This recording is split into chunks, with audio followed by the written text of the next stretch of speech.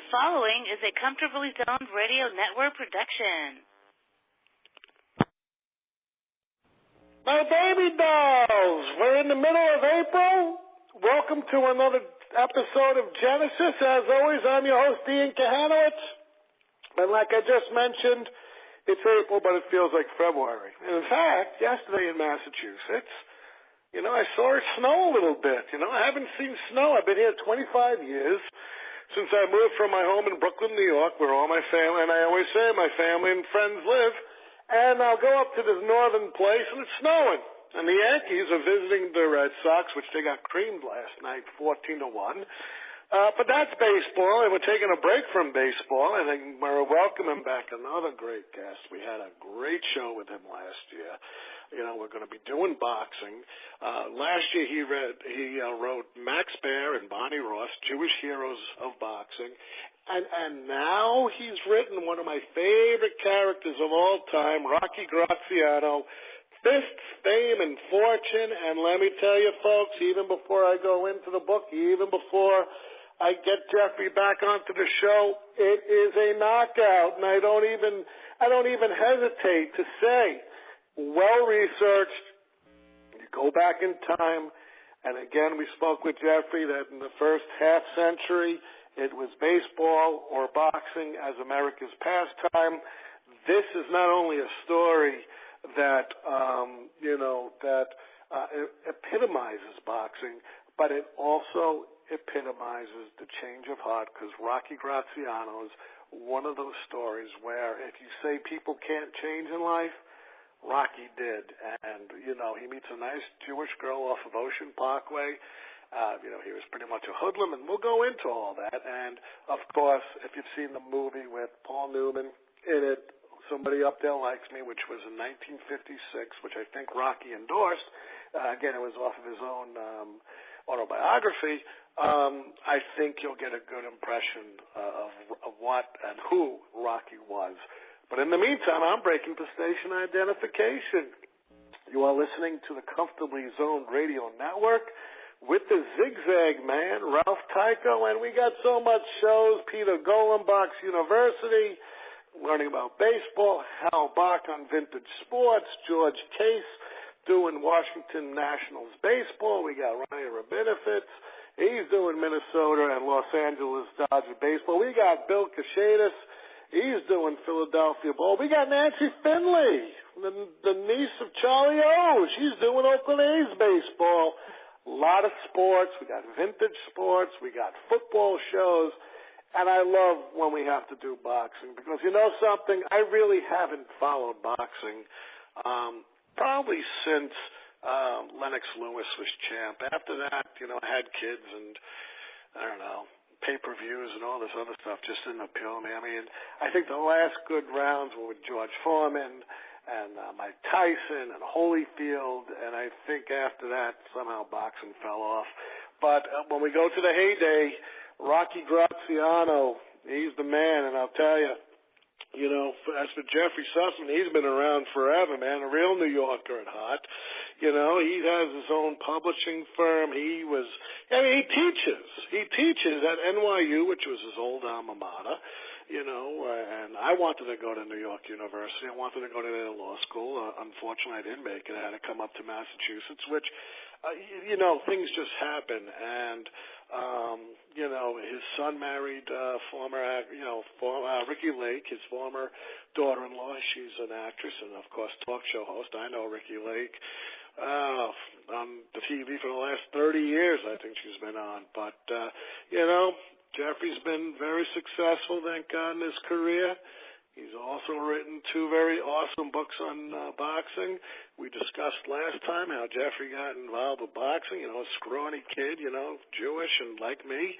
Hey, how to use your fists to survive on the streets. You can't be bullied. One of my kids is going through that now. And I'm saying, got to use your fists. Unfortunately, it's not Brooklyn, where you could just pummel them, because here in the small towns you get in trouble. But whatever the case, Jeffrey Sussman's books, go out and get them, folks. Believe me, not a long read, very good reads, and I love boxing, and I love Jeffrey. And without any further ado, Jeffrey, welcome to the show. Thank you for having me. It's a real pleasure. Oh, it's a Let me ask you something. 60 years. Why did it take all this time for someone to finally give Rocky his due in books? I have no idea. I was wondering that myself. I've always been a fan of Rocky since I was 12 years old, and his career was always very important to me. And when I was looking through books about boxing, I was looking for a book about Rocky, and I couldn't find anything. So I said to my editor, I'd love to write a new biography about Rocky Graziano. There isn't one available. And she said, go ahead, do it. And I did it. Let me ask you this question. I get, with my baseball books, I'm trying to do one after another to hedge upon marketing for it. A lot of people are like, well, why don't you space it out? Did your editor tell you that, or did she say, hey, well, look, Jeff, you're still, cultivating Max Baer and Barney Ross. What about, putting out a new book along with it? Did she say you could cross market? Do you think one will hedge off the other? No, I don't think so. I'm determined actually to write one boxing book a year for the rest of my life, and I think that each one will feed off the other, and that my own reputation as a writer will cause the books to have a genuine place in the market, and people will know that when Jeffrey Sussman comes out with a new book, it's going to be a good book about boxing because he's already done these other good books about boxing. And now you're using Roman and Littlefield. Now they're taking a look at. It's coincidental. They're taking a look at my second book that I wrote. The first book is being published by Summer Game Book, but Roman and Littlefield has a great reputation. I don't know. Do they change like in editing when you have to go through because the research is meticulous. So I have millions of quotes in my books. When they do it, do they usually keep your manuscript the same, or they change it around, or what do they usually do in the editing? Because especially for boxing, I'm clueless regarding how to. They've been very good to me. I mean, they've let me kind of go to hell in my own way, and provided very, very little interference. All right, well, that's good. That's good to hear. Rocky Graziano, that's not even his real name. Barbella's his real name. Tommy Rocco Barbella. Yeah, and he grew up Lower East Side, just like where my family comes from. What's going on with his upbringing? Why did he get in trouble so much? Well, his father was a failed boxer and an alcoholic named Fighting Nick Barbella. And Nick was very brutal to Rocky when Rocky was little. When Rocky was, I think, as young as 6 years old, Nick would put boxing gloves on little Rocky and tell him to fight his older brother, who was 4 years older than Rocky. And because the older brother was so much bigger than Rocky, Rocky would wind up being beaten up by his brother. And he hated his brother for that, and he despised his father for putting him in that position. In addition to that, the family was so poor that they would send little Rocky out onto the street to steal coal for the potbelly stove that heated their tenement apartment. And in order for the family to have proper nourishment, they would send him to the beaches of Coney Island to dig up clams so they could have protein in their diet. In addition to having an abusive father, Rocky's mother was a schizophrenic who was in and out of mental hospitals for much of her life. So Rocky grew up coming from an extremely poor family, an abusive father, a mother who wasn't all there, and he found his life on the streets of New York, on 10th Street and First Avenue, which is where he grew up. He turned into a juvenile delinquent at an early age. He was beating up kids, stealing their lunch money, stealing their lunches. By the time he was a teenager, he was a member of a gang, and they were stealing and mugging left and right. Rocky admired the racketeers who lived in his neighborhood, and he aspired to be one of those racketeers when he grew up. So through much of Rocky's early life, he was headed in a very bad direction. He looked like he was going to become a professional criminal. It was boxing that ultimately saved him. And you know something? As I'm talking to you regarding this, one movie stands out in my mind, and I just thought of it right now, and I'll talk a little bit about Jimmy Cagney. angels with dirty faces. Remember the East Side Kids? They admired Sure. Rocky, Right. and they wanted to all be hoodlums like him. They were, they were on the streets, and, you had Leo Gorsi and all those kids, and they were bad boys, and they wanted to be just like Rocky. And, it sounds like Graziano was this kind of kid growing up in the Depression. My grandfather, too, had to steal to eat because there was not enough money, ultra poverty. Not everyone knows about these tenements. I think I made a mistake. It's not the Lower East Side. He was in the East Village, I think, Rocky. Right. He grew up on First Avenue and Avenue A.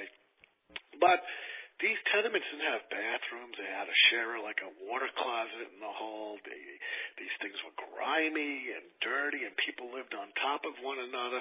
It was really a hard living. Now, let me ask you this, Jeffrey. With his mother being schizophrenic, did his father's alcoholism have any effect on his mother? Oh, sure. The father blamed the mother for his not having a successful career as a boxer.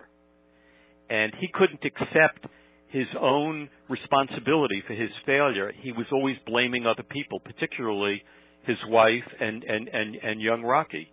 And that was a further reason they resented him. He put a lot of pressure on his wife, who was a very fragile person, and made her life much more difficult than it had to be.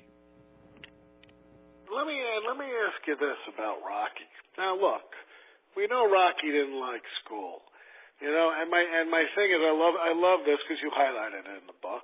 He had pneumonia, right? Or so we thought. At least that's the thing. What's going on with the pneumonia thing over here?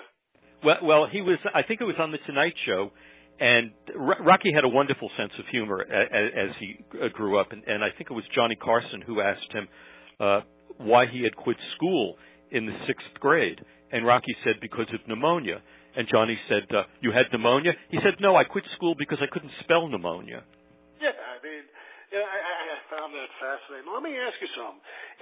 Now, we're going back now. I mean, Rocky began his career, fighting in the local arenas. I know in the Metropolitan, we'll get to that. He was about 18. He won the Metropolitan AAU welterweight championship. Have you been able to speak or interview anyone from that time period that saw Rocky? Most of them are dead, which is really unfortunate. I tried to track down a number of people, and I just arrived a little too late. They're all gone, which is really unfortunate. Now, let me ask you, what happened to his brother Joe, his older brother Joe, as they grew up? They were never really close. When Rocky was old enough to deal with the anger he felt toward his brother Joey, he waited for him to come home one day. And he was hiding behind the bedroom door. And when Joey walked into the bedroom, Rocky slammed the door and beat up his brother. It was a way of him finally releasing all that anger that he had toward his brother. And they didn't have a close relationship after that. Now, let me ask you this about Rocky. Now, when did he realize, growing up, and this is before the war, and we'll talk about him in the war because it's mentioned in the film, and you mention it in the book. Before the war, what made him think that going into boxing would be his meal ticket?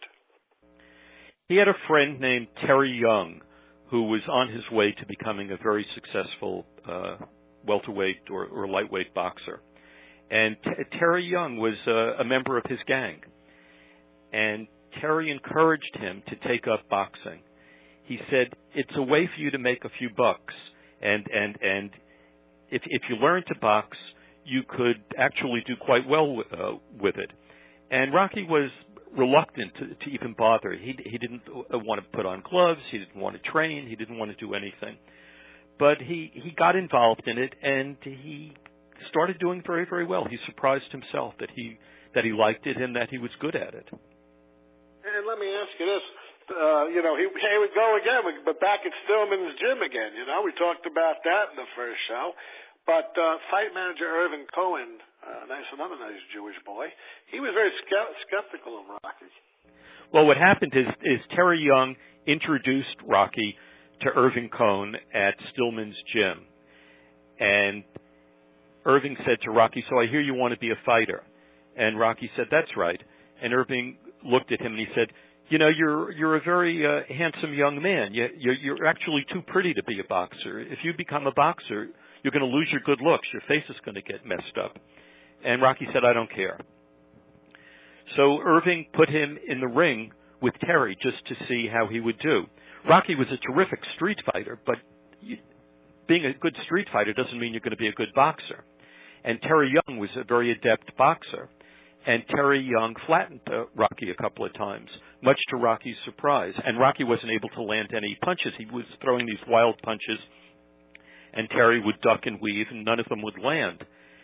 And Irving saw, though, that Rocky had an instinct for fighting and an ability to fight. All he needed was a good trainer. And so Irving put him in touch with one of the great boxing trainers of all time, a man named Whitey Bimstein, who took Rocky in hand and began to teach him the elements of boxing: how to jab, how to slip a punch, how to duck, how to weave, how to throw an effective right cross. They also realized, both Whitey and Irving, that you couldn't keep Rocky on a short leash. He was very much his own man. He was very rebellious, and if you tried to control him too much, he would just walk away from you. So they kept him on a long leash, and they encouraged him. And Irving was a very patient man, and he really became a father substitute for Rocky. He's the father that Rocky should have had all along. He helped Rocky and guided Rocky throughout his entire career. And Whitey, I love all these names. Morris, you're bringing back my childhood. Morris Whitey Bimstein. And let me just say something here. You point out in your book, he had a reputation as a tough guy, without sentiment, saying, hey, this guy's a machine. All he cares about is winning. But you, in your research, found differently. Right. Whitey Bimstein and Rocky Graziano had something very much in common. They both had a deep sense of humanity, and it took a lot to bring it out in Rocky. And Whitey was one of those people who was able to nurture that in Rocky and make Rocky much more of a well-rounded person as well as a very effective fighter. Let me ask you this. How did he get involved with the Metropolitan AAU welterweight championship over here at 18 years old, nonetheless? He was guided into that by friends, and initially he was reluctant to do it, but he went into it, and he proved to be really very, very good at it. And then, somehow, somewhere, Norma Unger appears, and again, I don't know what she sees in Rocky. A nice Jewish girl from Ocean Parkway, and here you go, Rocky Graziano. All messed up. Even Rocky's father's like, what the heck is she seeing in him? What's going on with Norma over here? Exactly. Yolanda, who was Rocky's sister, had befriended Norma Unger in an ice cream parlor. I don't think there are any more ice cream parlors in New York. No, that's gone. Right, on someplace on the Lower East Side, and the two became friends, even though they came from very different worlds. Rocky's sister, like Rocky, came from a poor Italian family, and Norma came from a middle-class German Jewish family. These two young women became great pals, and Rocky's sister thought that Norma and Rocky would make a great couple, and she frequently tried to bring them together, and Rocky had absolutely no interest in this whatsoever. However, one day, Rocky was going out to meet friends, and he was all dressed up in his racketeering outfit, a shiny blue suit and a pork pie hat and long pointed black shoes. And he comes running down the stairs of the tenement that he lives in, and his sister is in the lobby talking to Norma. And as Rocky tries to pass, his sister grabs him by his jacket sleeve. And Rocky can't pull away because he's worried that if he pulls away, she's going to tear his jacket. And she insists that Rocky meet Norma. He's very reluctant. He doesn't want to do that. He even pulls his pork pie hat a little lower on his face so he doesn't have to look at her. Eventually, he does look up at her, and he realizes that she has the most beautiful eyes that he's ever seen. And all of a sudden, he's smitten by her. He grunts a couple of hellos and then leaves. And he's driving around. He had an old Ford Jalopy, and he's driving around the Lower East Side, not knowing where he's going. And all of a sudden, he realizes that he wants to see this young woman again. And that was the beginning of their relationship. One day, he's driving across East 8th Street, and he sees her walking in the rain. And he pulls up alongside of her and offers her a ride. However, he realizes that there's not enough gas in the car to drive her back to Brooklyn. So he drives the car back to his neighborhood, parks it, and the two of them take the subway to where she lives in Brooklyn, near Ocean Parkway. And that was the beginning of a lifelong romance. They had a fabulous marriage. They absolutely adored one another. Rocky was very faithful to her. He never fooled around with another woman after he married Norma. I have a friend who is an ex-New York City detective who is in the Bronx, and as part of his job, he would go around to various mob-run bars in the Bronx. And on Friday night, you'd see a lot of mob guys with their girlfriends. And Rocky had grown up with many of these guys, so he was still friendly with them. And occasionally he would see Rocky in these bars. But on a Friday night, while all these racketeers were with their girlfriends, Rocky was always by himself. He never was with another woman. He was just absolutely devoted to Norma, and she was devoted to him. And you know what the funny thing is? You make thing in the because now Rocky likes her, and you know he knows she's Jewish, and he says, "So you're Jewish, huh?" And I loved her response. Does that matter? Because it did matter in those days, as you well know, and as well as I knew. It did matter in those days. Why did Norma, going to break tradition here? Well, Norma and Rocky were basically rule breakers. They weren't affected by any of the rules of society, even if those rules meant prejudice against people of different races and religions. Both Rocky and Norma were completely free of any racial or religious prejudice. They were way ahead of their time in that respect. Yeah, because even when I got married, I didn't marry that nice Jewish girl off Ocean Parkway. I married someone whose parents were from the old country of Italy. I reversed with Rocky. He married a Jew and I married an Italian. And it worked because all my friends got married and they all got divorced. And here I am, married after 20 years.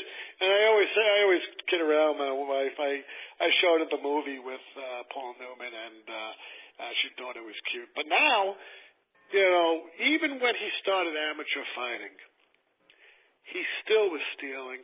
He went to, Coxsackie Correctional Facility, and he spent 3 weeks with the Raging Bull himself. That's right. They became great pals, Jake LaMotta and Rocky Graziano. And one of the things that Rocky said to Jake is, you've got to learn to control your temper. He said your temper is going to be your undoing. He was finally learning that about himself, that you had to find a way of channeling your anger and using your temper to your advantage. And Jake was like free-floating anger and free-floating wildness, and Rocky was learning to control it, and Jake wasn't. But they became very good friends. And let me ask you, how did Rocky get involved in the military over here? Because, again, he's such a troubled youth. We know the war's on. How did he get recruited?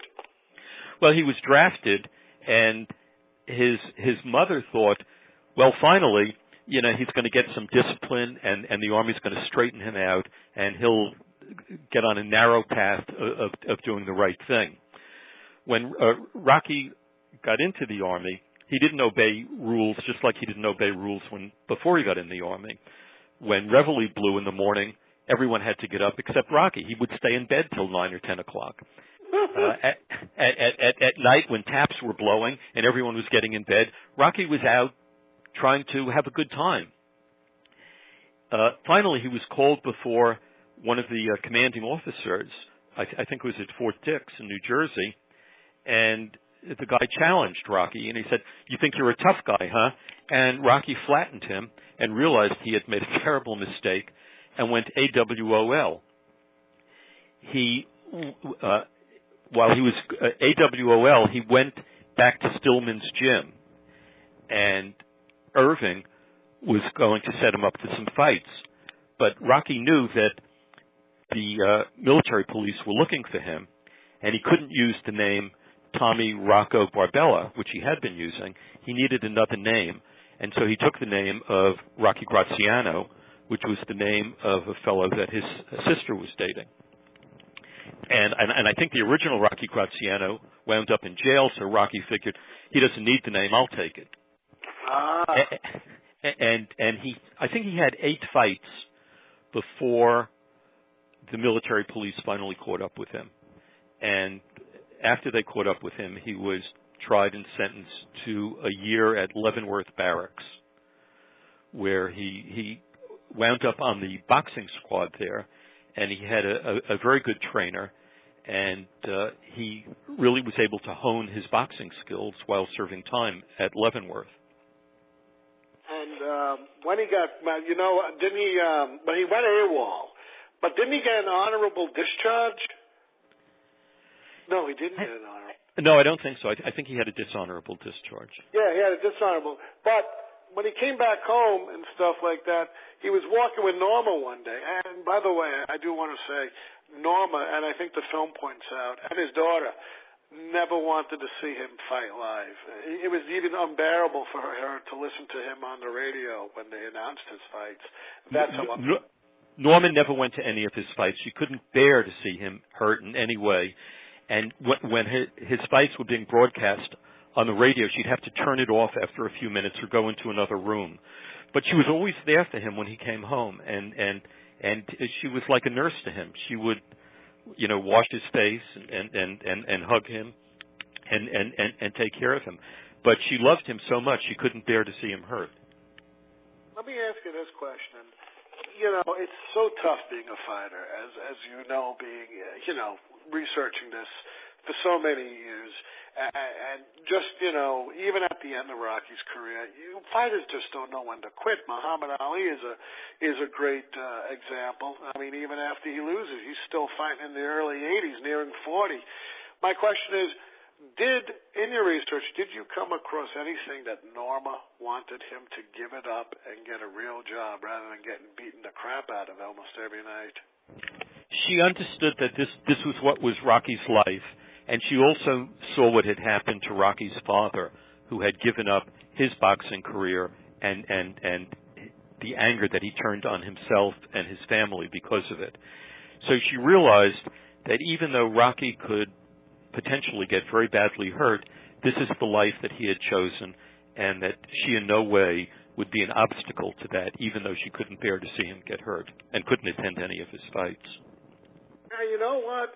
One of the things that you point out in the book, which my grandfather loosely told me, but if you weren't in uniform, you were made fun of. And now he's walking with Norma one night, and a bunch of sailors are, chastising the both of them. What goes on over here? Excuse me? What goes on over here with these sailors who are chastising both Rocky and Norma? There were 3 drunken sailors who are following them down 8th Street in Greenwich Village, and they're taunting Rocky for not being in uniform. And they're saying that he must be homosexual, and that's why he was rejected by the draft. And they're saying that Norma is probably a transvestite. That's why he's out with her. She's probably a man dressed as a woman. And Rocky just squeezes Norma's hand and says, "Don't do anything. We'll just keep going." And they go up 5th Avenue to 9th Street, and they turn west on 9th Street, and the sailors are still following them. And about a third of the way down 9th Street, Rocky says to Norma, "Just stand still and wait here for a minute." And he turns around and he knocks out one of the sailors, and then he beats up the second one. And the third one goes running away, yelling for help or the police.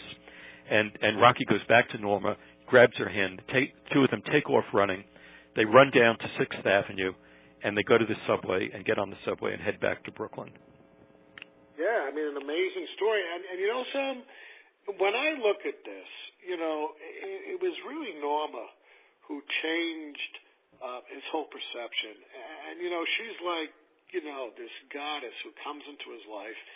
The way that they got married and the selling of the Gold Star of David embarrassed Rocky. You would think the old Rocky couldn't care less about something that he could steal off the street. But this was very endearing to him. Let's talk about that. Norma developed a deep sense of compassion for Rocky, and Rocky returned that compassion, not only to her, but to other people throughout his life. So yes, he did feel guilty that Norma had to pawn her gold Jewish star in order for them to get married. And he would redeem it and feel very badly that she had done it. But that was the beginning of Rocky becoming a generous, kind person. I mentioned that later in his life, after he had retired from boxing, he was sitting in Stillman's gym one day looking at the up-and-coming fighters. And he sees sitting in a corner an old boxer who has gone blind. The man is living on welfare, and he's living in some transient hotel downtown. And Rocky feels very sad for this man. And he goes around to everyone in Stillman's gym, and he collects money from them. And he takes some money out of his own wallet and puts it with that money. And he goes over to the old boxer, and he puts all the money in the man's breast pocket and says to him, "This is for you, and I want you to come back every month. You're going to get the same thing." Rocky was so generous to other people late in his life that Norma had to put him on an allowance because she was worried that he would give away all of his money. You see the transformation here? And, you know, now this is very interesting. Why didn't they move into Norma's house, but they moved in with Nick? You know, when Nick was so abusive, he didn't even know Rocky was boxing, but yet Norma and him, he even refused to acknowledge the couple. They moved in with his father. I think that Rocky felt that it was more appropriate for him, for Norma to come and live with him rather than for them to live with Norma's parents, because he was the man and it was his responsibility, and he, I think, felt that he would be giving up some of his manliness if he went and sought a home with his wife's parents. It didn't seem dignified to him. He wasn't happy about living with his father, and he resented the fact that his father wouldn't even speak to his wife. But at that particular point, he was too poor to have his own place to live. Let me ask you this. You know, one of the gems out of this book is how Rocky's father got to know that Rocky was a professional fighter. I'll let you tell the story. Well, Rocky's father hadn't been to Madison Square Gardens in many, many years because he couldn't even afford the tickets to go to a boxing match.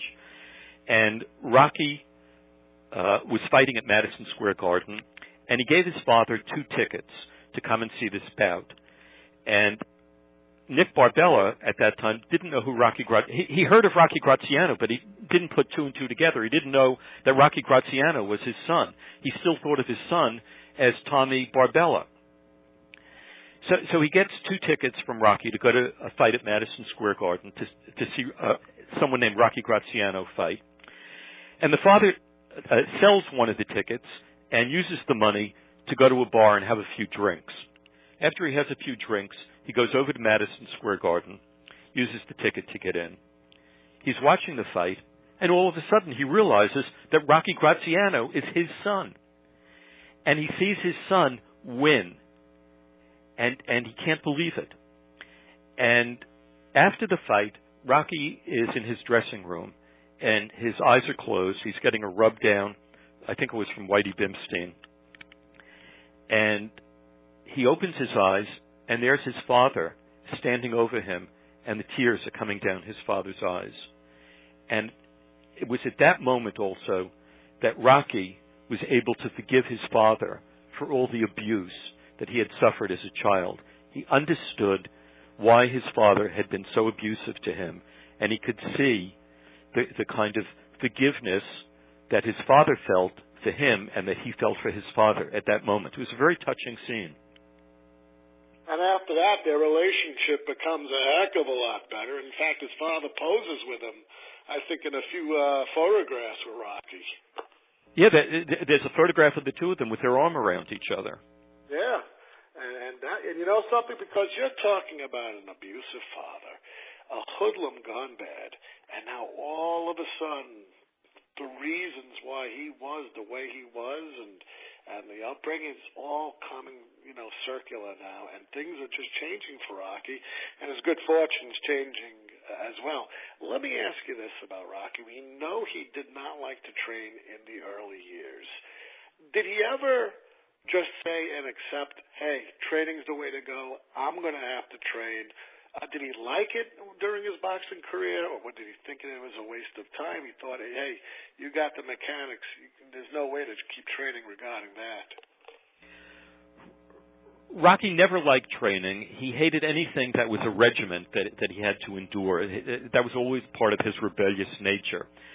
However, when he fought Tony Zale for the middleweight championship, he knew that he had to train for that. He knew that he just couldn't go in swinging like a wild man. Rocky was basically a brawler rather than a scientific fighter, and brawling would not be the only thing that would help him to defeat Tony Zale.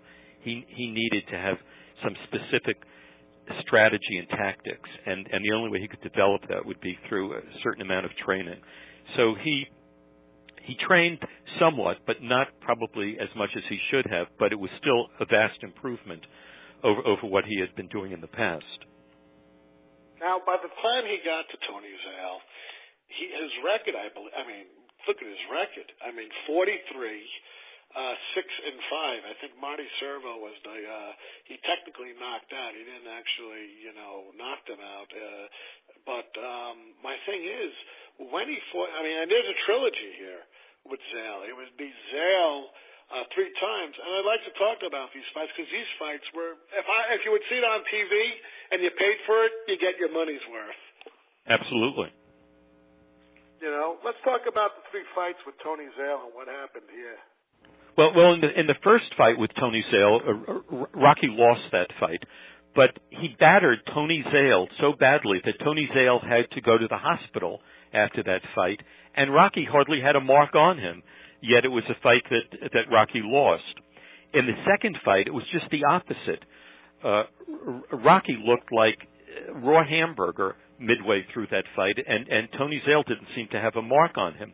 At one point, Rocky's left eye was so swollen and closed that he couldn't see out of it, and it threw him off balance when he was shooting left jabs at Tony Zale. So in his corner, Whitey Bimstein took $50 and pressed it against the swelling above Rocky's left eye and cut it open so that it would drain. And it drained out of his eye, and he was able to see finally.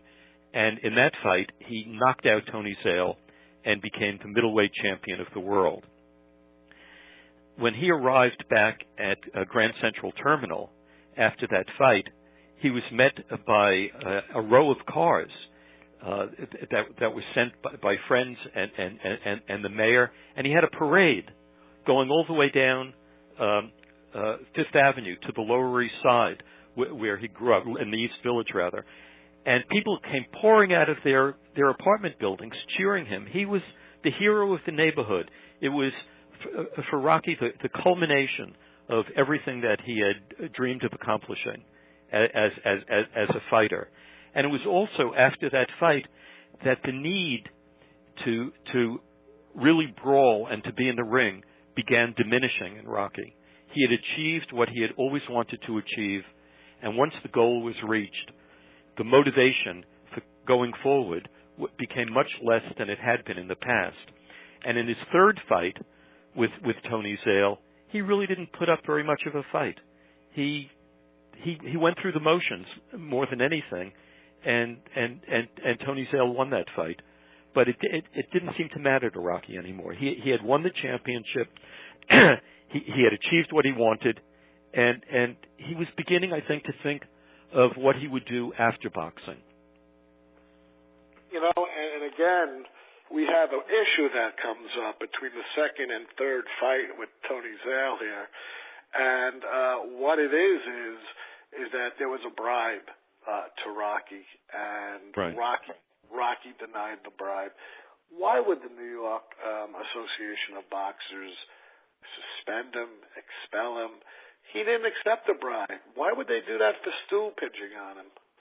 What happened was that a bunch of racketeers offered Rocky a lot of money to throw a fight against a not very good fighter named Cowboy Shank, because they wanted to bet on Shank because the odds were 10-1 in Rocky's favor. So, you know, if they bet $1,000 on Shank, they'd walk away with $10,000. Bet $10,000, they'll walk away with $100,000. It was for the racketeers. It would have been a great deal. But Rocky didn't want to get involved. He knew that if he threw a fight to Cowboy Shank, his career in boxing would be over. However, if he didn't accept the deal, then the racketeers might wind up killing him. So what he did is he developed a back injury, and the back injury became an excuse for not going forward with the fight. He didn't have to lose, he didn't have to win, he wouldn't have to fight, period. However, the New York State Athletic Commission got wind of this, and by their rules, you have to report any offer of a bribe to them. And Rocky didn't want to report a bribe. He had grown up with these mobsters. He knew the mobsters, and the rule of the street was that you don't squeal on people, you don't rat on people. Even if you don't like them, you don't rat on them. You settle matters in your own way. And Rocky didn't want to rat on these people. And because of that, they suspended his license, and he wasn't able to fight in New York or anyplace else for a long time. And then I know they said, well, you can fight in Jersey. I know that when he fought Tony Zale, he was in Rupert Stadium in Newark, Jersey.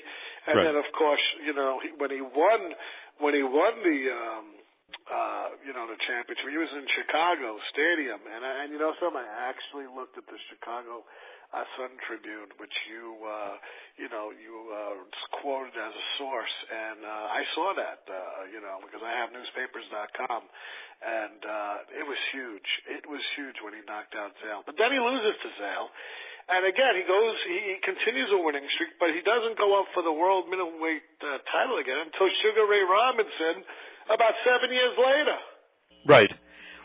Sugar Ray Robinson, probably being the best middleweight fighter of all times, maybe the best, classiest, most graceful fighter ever, was a keystone.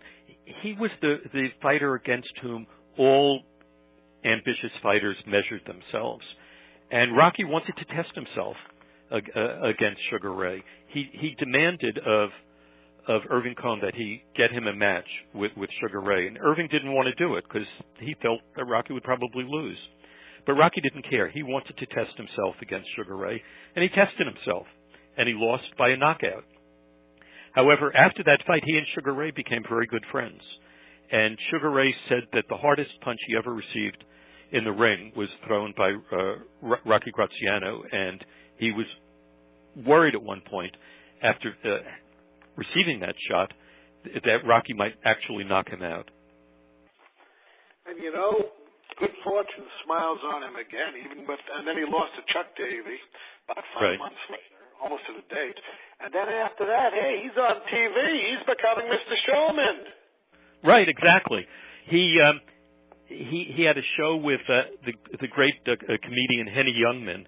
He would play a straight man to Henny Youngman. It was called the Henny and Rocky Show. And he would pose questions to Henny, and Henny would respond with his famous one-liners. So, for example, Henny would say to him, I had a friend who just came back from the doctor. And Rocky said, well, what was wrong with him? And Henny said, well, the doctor gave him 6 months to live. And Rocky said, oh, that's terrible. And so what's going to happen now?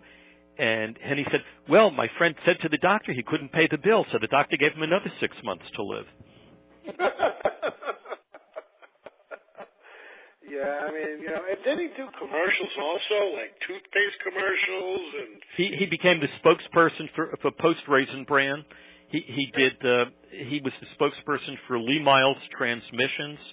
He did something like 3,000 commercials, and he said that he probably made more money from commercials than he did from his boxing career, and he made a lot of money from boxing.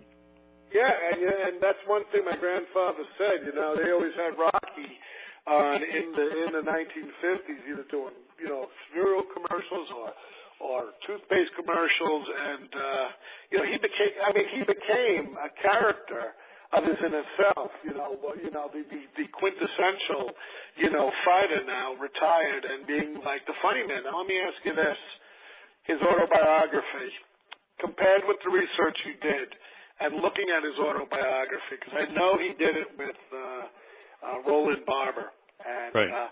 How accurate was his autobiography? Did you find any kind of faults with it, or things that were stretched, or things that didn't make sense when you did your own research?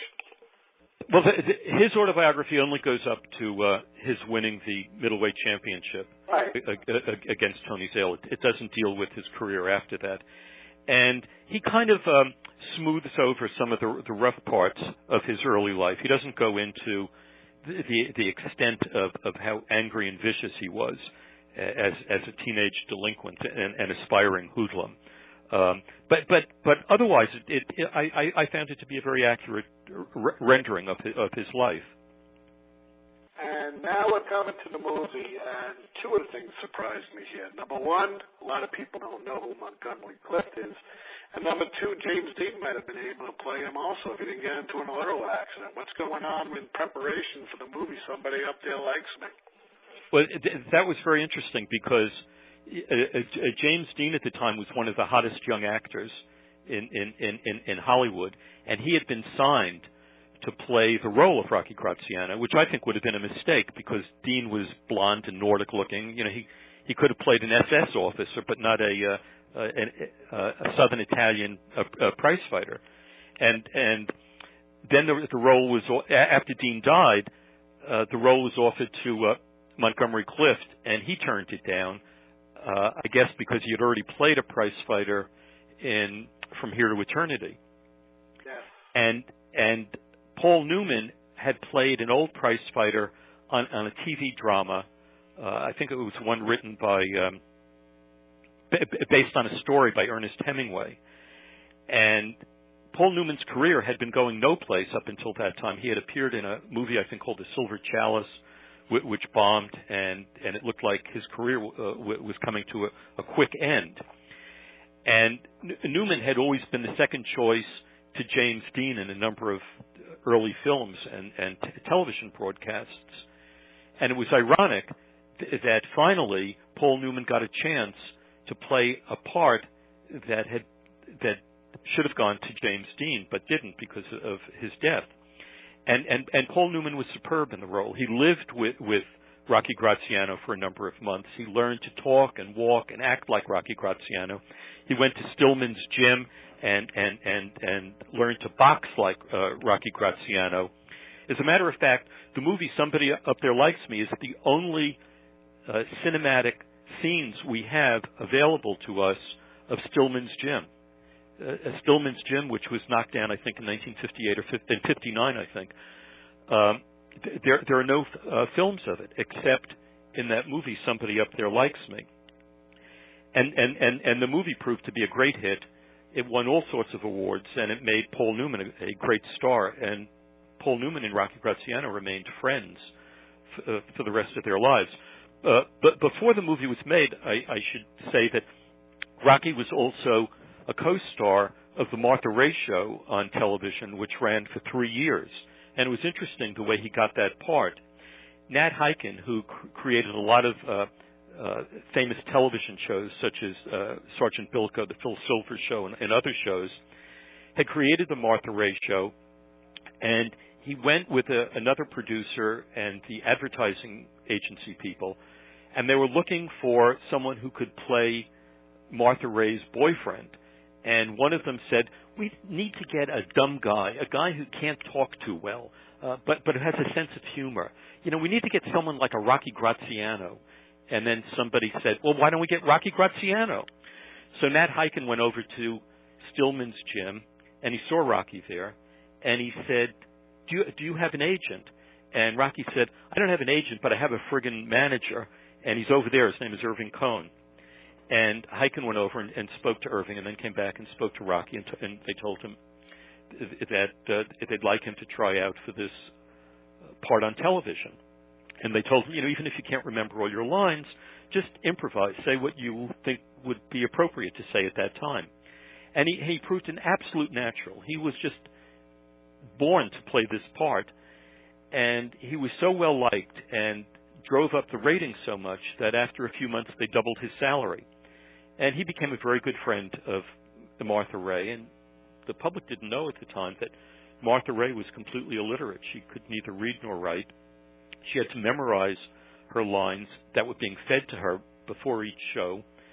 And Rocky was very supportive of her, and she was very grateful to him for his support. And he was very grateful to her for giving him the opportunity to be part of this. And it led to his getting all these commercials because he was seen on television on a regular basis, and he became a household name. It's just a fantastic story. And I don't know if I read it somewhere, in your book or someone else, but I think Paul Newman, because he supposedly remained faithful to his wife for the rest of his life. And I think he latched on to Rocky's faithfulness to Norma, saying, hey, why do I have to go out for a hamburger when I got steak at home? That's right. That's what Paul Newman said. Yeah, he's like, well, I got steak at home. I said, what the hell do I have to go out for a hamburger? Let me ask you this for one final question. Such a great story. I learned a heck of a lot. Did you learn a lot about Rocky in your research? Is there anything new that popped up that astonished you about Rocky? There was an incident. A friend of mine was having lunch at a restaurant called P.J. Clark's, which is on 3rd Avenue and 55th Street. And it was a place that Rocky used to go to almost every day for lunch. He had a reserved table there. And she was sitting at a table with two of her girlfriends next to Rocky. And she introduced herself, and they got to talking about Rocky's career and so forth. When the waiter brought the check for her girlfriends, Rocky snatched it and said, this is on me, I'll pay for it. And then as she and her girlfriends were getting up to leave, Rocky turned to her and said, thank you very much for remembering who I am. I know you saw him later on. You just got out of the subway or something. It was hot. And anyone who doesn't realize how muggy and humid and disgusting the New York City subways are in the summers, you got out of the subway and saw Rocky walking his dog. Yeah, I was living in Forest Hills, Queens at the time, and apparently Rocky was as well. He was living in a very high-rise complex called Parker Towers. And I was working in the city, and I was coming home. It was the summer. It was very sweaty in the subways. I emerged out of the subway, and I'm walking towards the apartment where I live, and I see this guy walking a little white poodle. And as I got closer, I realized it was Rocky Graziano. And I went up and introduced myself, and I said how much I liked him, and he thanked me very much. And then he said he had to get the dog upstairs to feed him, because if he didn't, the dog would take a bite out of his ankle. And that was the last time I saw Rocky Graziano, but it was a thrill for me to see him. Yeah, it's an amazing story. He's such a New Yorker. It's a wonderful, wonderful thing. Now let me ask you this: besides Amazon and everywhere else, where can we find Rocky Graziano, Fists, Fame, and Fortune? The book is, as you said, it's available at Amazon.com, and it's also available at BarnesandNoble.com and various other websites that sell books. It's a fascinating story. What are you working on next, Jeff?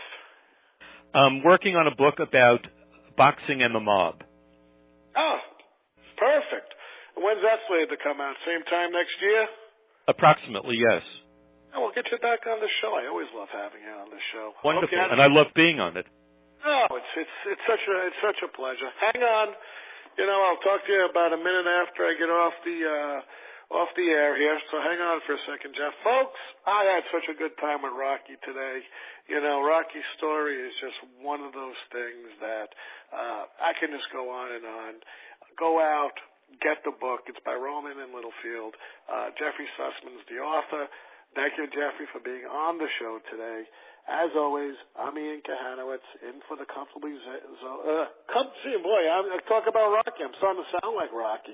For the Comfortably Zoned Radio Network, and, of course, the greatest radio and television broadcaster in my history, Edward R. Murrow. I always rip a page out from him. Good night, folks, and good luck.